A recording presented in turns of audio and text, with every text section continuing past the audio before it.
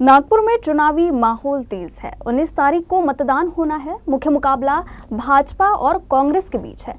लगातार 2 बार से चुनाव हार रही कांग्रेस एकजुटता का परिचय देकर अपनी जीत का दावा कर रही है, तो वहीं भाजपा का दावा पिछले चुनाव की लीड को क्रॉस करने का है। देखिए नागपुर के चुनावी दंगल की ये खास रिपोर्ट। उपराजधानी नागपुर लोकसभा की वो सीट है जहां पहले चरण में मतदान होगा।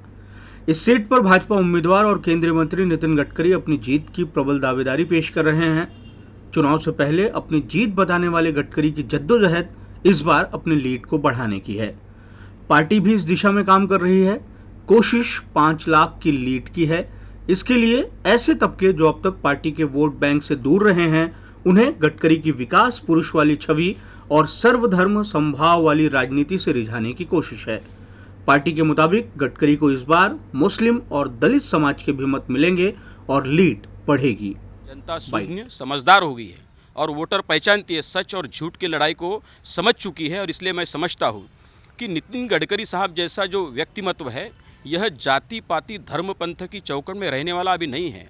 तो उन्होंने वो बैरियर्स कब के तोड़ दिए हैं और इसलिए नागपुर शहर की शून्य जनता मतदार, वो दलित रहे, मुस्लिम रहे या कोई भी जाति रहे, कांग्रेस की जातिगत राजनीति से और जातिगत दलों की राजनीति से उठकर नितिन गडकरी साहब के पक्ष में वोट देगी।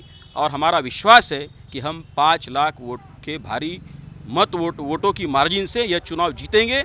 क्यों? दूसरी तरफ गडकरी को चुनौती दे रहे हैं कांग्रेस के विकास ठाकरे। मौजूदा विधायक और शहर की राजनीति में लंबे समय से कई अहम पदों में रह चुके ठाकरे चुनाव में करिश्मा कर सकते हैं, ऐसी उम्मीद कांग्रेसियों को है। विकास के नाम पर कांग्रेस साथ आई है और पार्टी को लगता है कि जब नेता अपने मतभेद भुलाकर साथ आकर काम कर रहे हैं, तो बीते 2 लोकसभा चुनाव से जनता ने जो मनभेद कांग्रेस से तोड़ा है वो खत्म होगा और कांग्रेस वापस से गडकरी से गढ़ को छीन लेगी। नागपुर शहर के इस चुनाव में ये भी एक अच्छा साइन है कि नागपुर शहर का हर व्यक्ति, हर नेता, हर कार्यकर्ता, हर पदाधिकारी कोई भी नाराज नहीं है, जो हमेशा रहता है।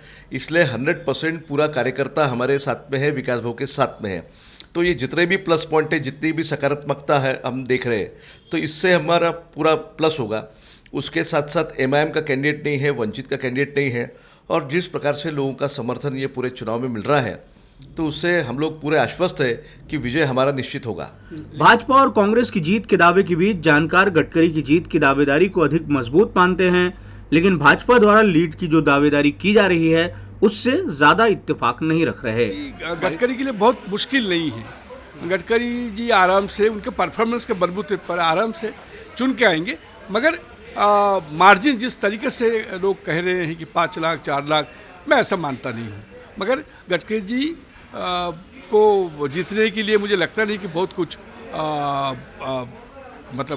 अड़चन है, ऐसा मेरे को लगता नहीं। नागपुर लोकसभा सीट 13 बार कांग्रेस के कब्जे में रही है।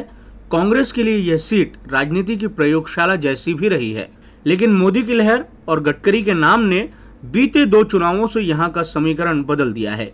2014 और 2019 में बढ़ते चुनावी दौर के साथ भाजपा का वोट शेयर और जीत की लीड दोनों बढ़ी है। अगर बात 2019 के चुनाव की जाए तो मुख्य मुकाबला कांग्रेस और भाजपा के बीच ही था। मोदी का साथ छोड़ने वाले नाना पटोले ने नागपुर में गडकरी से लोहा लेने का फैसला लिया था। उनका यह निर्णय गडकरी की छवि के सामने कम पड़ा। गडकरी को 6,60,221 वोट मिले तो नाना पटोले को 4,44,212 वोट। 2 लाख से अधिक मतों से गडकरी ने जीत दर्ज की। 2014 के मुकाबले 19 में भाजपा का वोट शेयर भी बढ़ा।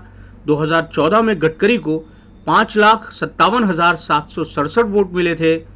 2019 में कुल मतदान के 54% वोट भाजपा को मिले थे। दोनों चुनावों के ट्रेंड बताते हैं कि नागपुर में भाजपा की स्थिति मजबूत हुई है। यही आंकड़े भाजपा को इस बार और बड़ी जीत का हौसला दे रहे हैं। 2024 में नागपुर में 22,23,058 मतदाता अपने मताधिकार का प्रयोग करेंगे। भाजपा बड़ी जीत के साथ मतदान के प्रतिशत को बढ़ाने पर भी जोर दे रही है। कांग्रेस के कब्जे में रही नागपुर लोकसभा सीट गडकरी का मजबूत गढ़ बन चुकी है। कमल की जड़ें यहां बेहद मजबूत है। विकास के सहारे पंजा एक बार फिर कमल को हटाकर खुद को स्थापित करना चाहता है, लेकिन बीते 2 लोकसभा सीटों के जो आंकड़े हैं उससे ये काम थोड़ा मुश्किल ही नज़र आता है। कैमरामैन जितेंद्र खापरे और मिथुन आजमने के साथ दिव्येश द्विवेदी, यूसीएन न्यूज़, नागपुर।